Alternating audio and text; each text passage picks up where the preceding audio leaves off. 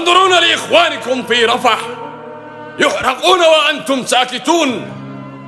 يا أمة الإسلام، يا أمة المليار، أفيقوا.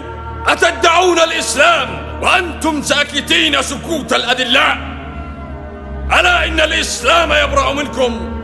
ترتدون رداء الإسلام وأجسامكم وقلوبكم صهيونية.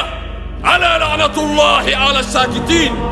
يا أهل اليمن، يا أهل المدد، يا جنود الله، يا حماة الأرض والعقيدة، سلام عليكم وعلى من اتبع الهدى. وجب علينا اليوم أن نمضي لنذود عن حمى الإسلام والمسلمين، نمضي إلى عدو الله الذي نكث بعهده معكم. فكونوا كما أراد الله لكم أن تكونوا، ثبرا في الحرب، صدقا عند اللقاء.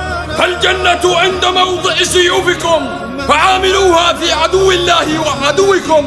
يا خيل الله اركبي، يا خيل الله اركبي. تمسكوا بالإيمان ولا تهنوا، فإما طريق إلى النصر وإما طريق إلى الجنة، وإما طريق إلى الجنة.